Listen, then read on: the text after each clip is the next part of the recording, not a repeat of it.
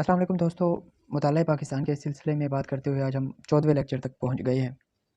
आज आपसे बात होगी बरतानवी हुकूमत के कवानीन की।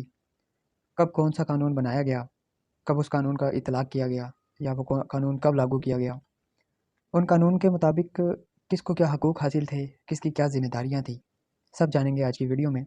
मगर इससे पहले चैनल कट टू फिट को सब्सक्राइब कर दें ताकि नए आने वाली वीडियोज़ आपको बर वक्त मिलती रहे। तो शुरू करते हैं जनाब आज का लेक्चर। अगर मैं बात करूँ 1857 से 1947 की, तो ये दौर था जब बरतानवी हुकूमत का राज रहा। इस राज के दौरान जो कानून बनाए गए या अपनाए गए, उनमें सबसे पहला 1861 का कानून है। उसके बाद 1892 का है, 1909 का है, 1919 का है, 1935 का है। अब इन कानून में से हम एक एक को इनफरादी तौर पर देखते हैं, उनकी क्या क्या उनमें शिकीन थी। Indian act council act 1861। This was the first legislation by British Government of India. According to this act, GG Governor General could assign special tasks to any member of Executive Council. Important tasks were to be discussed with GG and some important matter were under the Viceroy. Members of Council were raised 6 to 12. Half of them were non-official and for 2 years. Council had limited legislative power. 1861 का कानून जनाब सबसे पहला कानून था। इसमें जो power दी गई वो गवर्नर जनरल को दी गई। गवर्नर जनरल एग्जीक्यूटिव काउंसिल के किसी भी मेंबर से कोई भी टास्क या कोई भी काम करवा सकता था या किसी भी काम का करने का उसे कह सकता था। उसके अलावा अगर कोई काम या कोई ख़ास बात होती या कोई ख़ास मसला होता तो गवर्नर जनरल से बात की जाती। अगर वो मसला गवर्नर जनरल की रसाई से भी बाहर होता तो वाइसराय से बात की जाती। सबसे पहले किंग ऑफ इंडिया होता था, उसके अंडर वाइसराय होता था और उसके अंडर वाइसराय के अंडर होता था गवर्नर जनरल। तो उसके बाद है मेंबर ऑफ अच्छा जो कौंसल के मेंबर थे वो 6 से पहले उनकी तादाद 6 थी। 1861 के कानून में उनकी तादाद बढ़ा दी गई, 12 कर दी गई। इनमें से आधे जो थे वो सरकारी थे और आधे गैर सरकारी थे और 2 साल के लिए थे। ये एमसीक्यूज़ के हिसाब से अहम है। कौंसल हैड लेजिस्लेटिव लिमिटेड अच्छा अब जो कौंसल के मेंबर थे 12, उनके पास कानून साजी की पावर नहीं थी। कानून साजी का मतलब ये होता है कि कानून कोई भी कानून बनाना, तो कानून बनाने की उनके पास इजाज़त नहीं थी, उनके पास पावर नहीं थी। कानून बना सकता था गवर्नर जनरल, वाइसराय और उसके अलावा जो किंग ऑफ इंडिया था उसके पास तो पावर थी। ये था जनाब 1861 का कानून। उसके बाद जो कानून 1861 के कानून में ही तरमीम की गई दरअसल, और वो फिर 1892 में की गई। 1892 के कानून के मुताबिक size of legislative council increased. Central legislative council member increased 10 to 16. At provincial level, representation was increased. In Madras and Bombay, 8 to 12, Bengal 12 to 20. Members were allowed to ask question on budget. 1892 के कानून में जो कुछ तरमीम की गई उसके मुताबिक जनाब ये है कि जो कौंसल के मेंबर्स थे उनकी तादाद बढ़ा दी गई और इसी तरह सेंट्रल मरकज़ी जो कानून साज असम्बली थी उसके मेंबर की तादाद भी 10 से 16 कर दी गई। सूबाई हुकूमत के जो मेंबर थे उनकी तादाद मुख्तलिफ़ सूबों में मुख्तलिफ़ की गई लेकिन बढ़ा दी गई। जैसे मदारस और बॉम्बे की मैं बात करूँ तो 8 से 12 कर दी गई और बंगाल की बात करूँ पहले 12 थे तो 12 से बढ़ाकर 20 कर दी गई। और उसके बाद जो इन प्रोविंशियल लेवल के या मरकज़ी लेवल के जो मेंबर्स थे उनको बजट के मुतालिक सवालात पूछने की इजाज़त दे दी गई कि वो पूछ सकते हैं कि बजट कितना आया है और हम ये बजट कहाँ पे इस्तेमाल कर सकते हैं, यहाँ पे इस्तेमाल करें तो ठीक होगा, इस तरह से। अगला जो एक्ट है वो है जनाब गवर्नमेंट ऑफ इंडिया एक्ट 1909। ये एक्ट मिंटो मॉर्ले रिफॉर्म्स भी कहलाता है। इस कानून के मुताबिक जो है expansion of legislative council central and provincial, additional member up to 60, official majority. इसका मतलब ये है कि लेजिस्लेटिव काउंसिल जो था उसके 2 हिस्से कर दिए गए, एक सेंट्रल और एक प्रोविंशियल, और इन दोनों की तादाद बढ़ा दी गई। अब जो सेंट्रल थे उसकी तादाद 60 कर दी गई और जो इसमें ऑफिशियल मतलब जो सरकारी थे उनकी वो ज़्यादा थे, उनकी तादाद ज़्यादा थी। ऑफिशियल मेजॉरिटी जो लिखा है इसका मतलब ये है कि जो सरकारी इसमें मेंबर थे उनकी तादाद ज़्यादा थी। आगे है प्रोविंशियल, दूसरा हिस्सा इसका प्रोविंशियल का था। उसके भी जैसे पिछले उसमें हुआ उसमें भी मुख्तलिफ़ सूबों में इनकी तादाद मुख्तलिफ थी लेकिन तादाद जो पहले थी उससे बढ़ा दी गई। अब बम्बे, मदारस, बंगाल और यूपी में इनकी तादाद 50 कर दी गई। ब्रैकेट में मैंने लिखा है नॉन ऑफिशियल इन मेजॉरिटी। इसका मतलब यह है कि जो गैर सरकारी थे वो उनकी तादाद ज़्यादा थी, मेजॉरिटी में वो थे, जबकि सेंट्रल में जो सरकारी थे उनकी तादाद ज़्यादा थी, ठीक है। और इसकी जो दूसरी शिक है उसमें यह है पावर ऑफ द कौंसल। अच्छा, जो अब कौंसल के जो मेंबर थे उनकी पावर थोड़ी सी बढ़ा दी गई। कैसे बढ़ा दी गई जनाब? एक तो यह है कि उन्हें बजट के हवाले से सवाल पूछने की इजाज़त दे दी गई, और इसी तरह से कुछ थोड़ी बहुत पावर उन्हें दे दी गई। Executive council were formed on Bombay, Madras, Bengal and governor provinces. अच्छा, एग्जीक्यूटिव काउंसिल बना दी गई इन बॉम्बे, मदारस, बंगाल वगैरह में।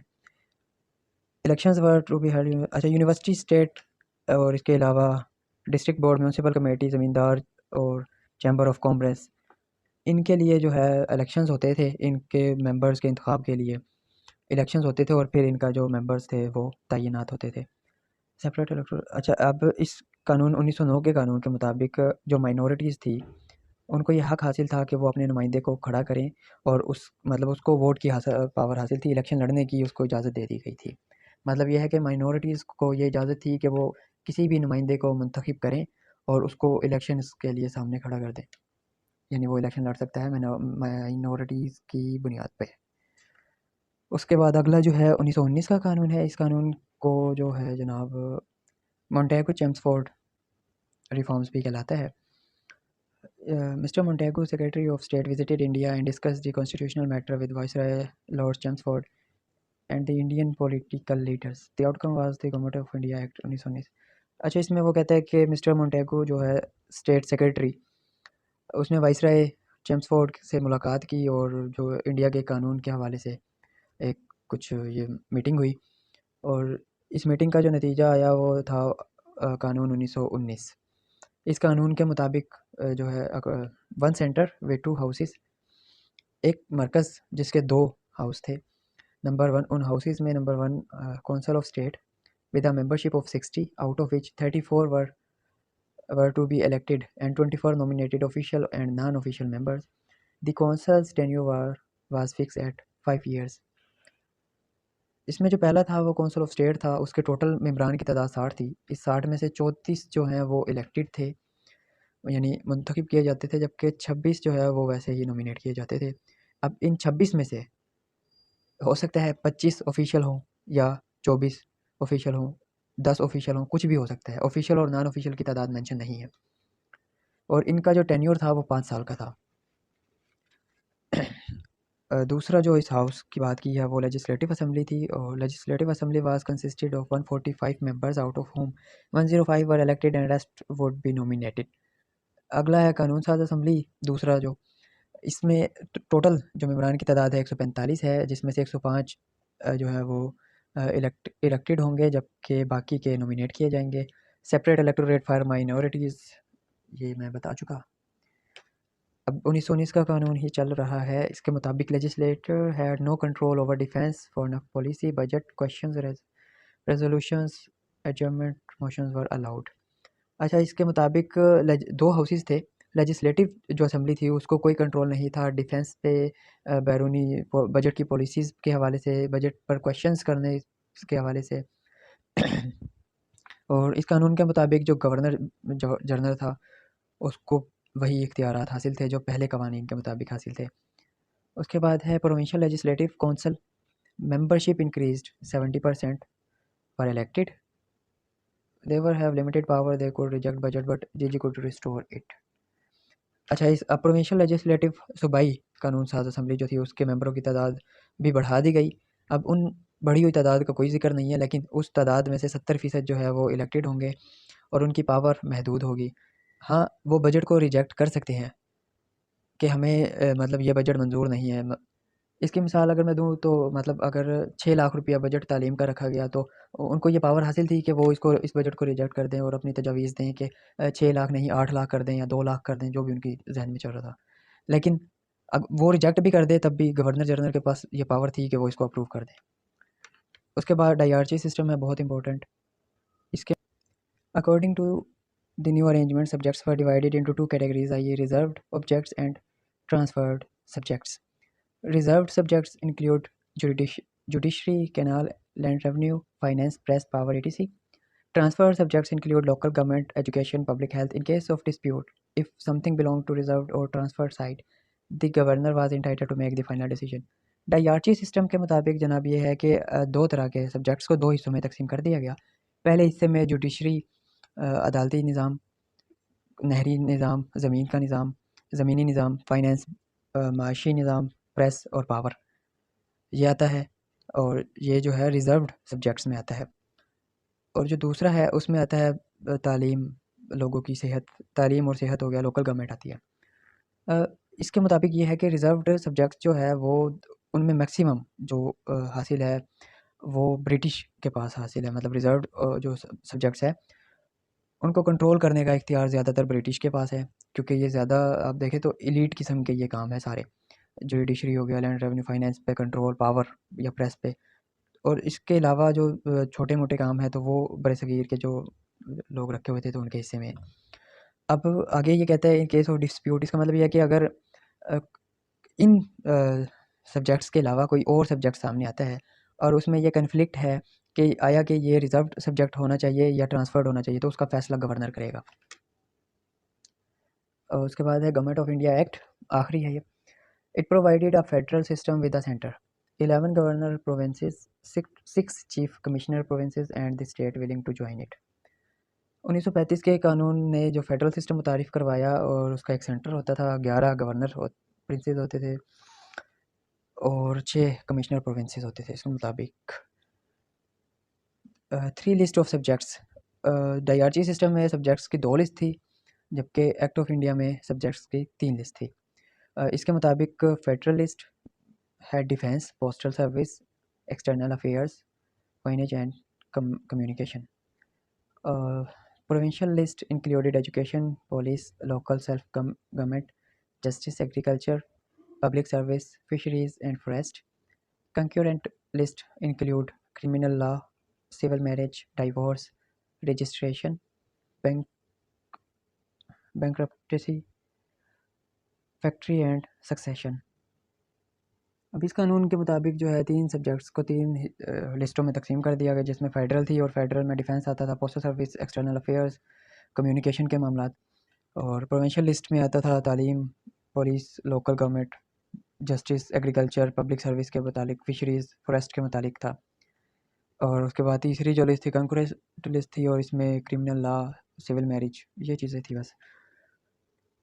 Council of State comprised of 260 members, out of which 160 were from British provinces and 104 from Indian states.